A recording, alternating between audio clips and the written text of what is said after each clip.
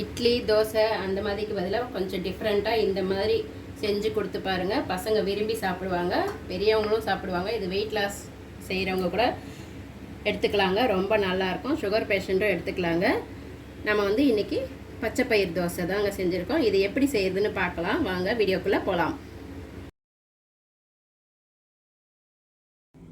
வணக்கம் நண்பர்களே, லக்ஷ்மி சமையலுக்கு உங்களை அன்போடு வரவேற்கிறேன். நம்ம வீடியோ இதுதான் ஃபர்ஸ்ட் டைமாக பார்க்குறீங்கன்னா சப்ஸ்கிரைப் பண்ணிக்கோங்க, பெல் பட்டனை கிளிக் பண்ணிக்கோங்க, கீழே தெரியுற ஐட் பட்டனை ப்ரெஸ் பண்ணிக்கோங்க. அப்போ தான் நான் போடுற வீடியோலாம் உங்களுக்கு உடனுக்குடனே வரும். வாங்க வீடியோக்குள்ளே போகலாம். இப்போ வந்து நான் வந்துட்டு ஒரு ஹெல்த்தியான ஒரு டிஃபன் தாங்க செய்ய போகிறேன். எப்பயுமே வந்து இட்லி தோசை அந்த மாவுலேயே செய்கிறத விட நம்ம இன்னைக்கு வந்துட்டு ஒரு பச்சை பயிறு வச்சு தோசை தாங்க செய்ய போகிறேன். அது வந்து ஆந்திரா சைடு வந்துட்டு நம்ம பெசல் அட்டுன்னு கூட சொல்லுவாங்க. அதை எப்படி செய்யுதுன்னு பார்க்கலாமா வாங்க வீடியோக்குள்ளே போகலாம். இது வந்து நம்ம சைடு வந்து தமிழ்லலாம் என்ன சொல்லுவாங்கன்னா பச்சை பயிறு தோசைன்னு சொல்லுவாங்கங்க. அது வந்து ரொம்ப டேஸ்ட்டாக இருக்கும். வாங்க எப்படி செய்யுதுன்னு பார்க்கலாம். பச்சை பயிர் வந்துட்டு ஒரு ஆளாக்கு எடுத்துருக்கேங்க. பச்சரிசி வந்து ஒரு 1/4 ஆளாக்கு எடுத்துருக்காங்க. நம்ம எதில் எடுக்கிறோமோ அதிலேயே அரிசியும் அளந்துக்கணும். இப்போ இதை ரெண்டுமே நல்லா கழுவிட்டு வந்துடலாம். இதை நல்லா நம்ம ஒரு 2-3 வாட்டி வாஷ் பண்ணி எடுத்துக்கலாங்க. பாருங்கள், நம்மளுக்கு நல்லா அரிசியும் இதுவும் ஒரு 3-4 வாட்டி நல்லா வாஷ் பண்ணியாச்சு. இப்போ இது முழுகிற அளவுக்கு தண்ணி ஊற்றிக்கலாம்.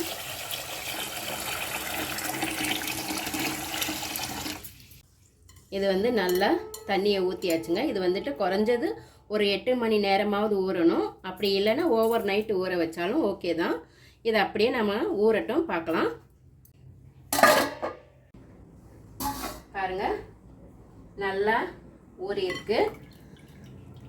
இது வந்து எனக்கு வந்து 9 மணி நேரம் நல்லா ஊறி இருக்கு. இப்போ வந்து இதை நம்ம அரைச்சிக்கலாங்க. இப்போ ஒரு மிக்ஸி ஜாரில் நான் வந்துட்டு ஒரு 1/4 ஸ்பூன் சீரகம் போட்டுக்கிறேன், 2 பச்சை மிளகாய் போட்டுக்கிறேன். நம்ம காரத்துக்கு தகுந்த மாதிரி நம்ம போட்டுக்கலாங்க. ஒரு இன்ச்சு சைஸ் வந்துட்டு இஞ்சி எடுத்துருக்கேங்க, அதை பொடியாக கட் பண்ணியிருக்கேன், அதையும் சேர்த்துக்கிறேன்.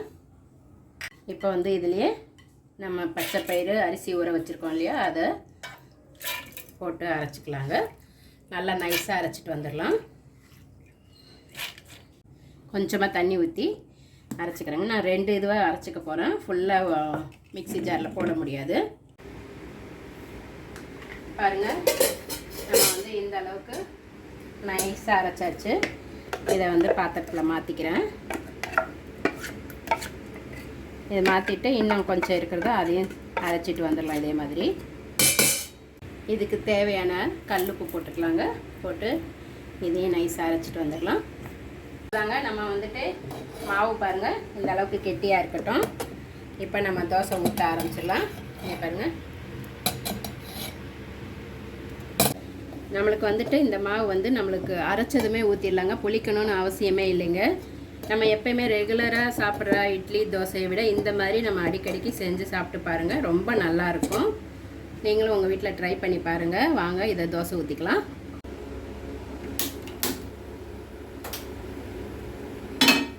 நம்மளுக்கு வந்து தவா வந்து நல்லா சூடாகணுங்க, அதுக்கப்புறம் ஊற்றலாம். அப்புறமா மீடியமாக வச்சுட்டு தோசை திருப்பி விட்டுக்கலாம்.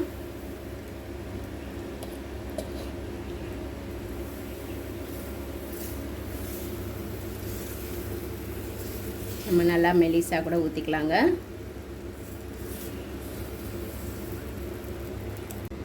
அது மேலே கொஞ்சம் எண்ணெய் ஊற்றிக்கலாங்க. வேணும்னா நெய் கூட ஊற்றிக்கலாம். நான் இன்றைக்கி ஆயில் தான் ஊற்றிக்கிறேன்.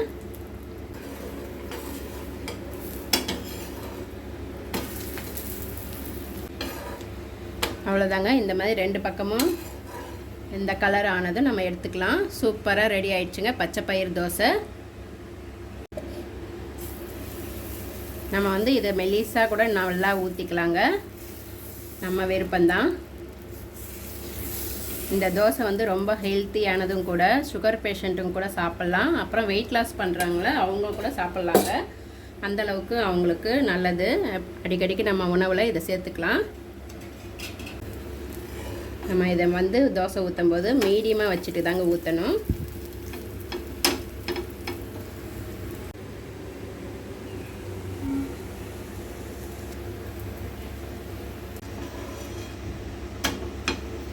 பாருங்கள், நல்லா சூப்பராக தோசை வந்திருக்கு.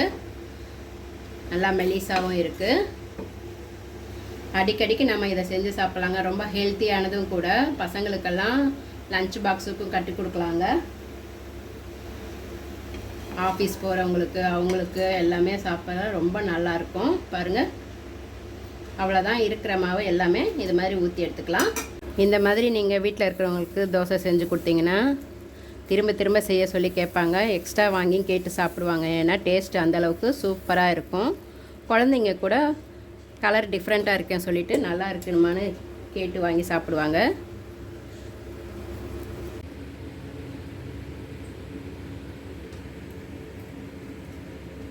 அவ்வளோதாங்க, நம்மளுக்கு சூப்பரான தோசை, பச்சை பயிர் தோசை, பெசலட்டு எது வேணாலும் சொல்லிக்கலாங்க.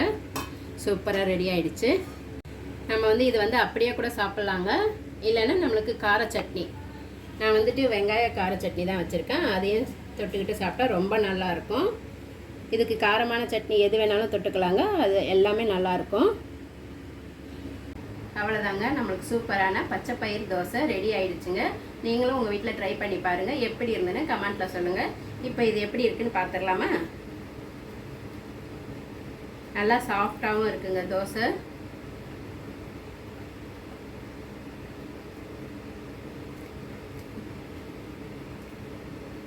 நம்மளுக்கு வந்து அந்த பச்சை வாசனை எதுவுமே வரலைங்க. ரொம்ப சூப்பராக இருக்குது.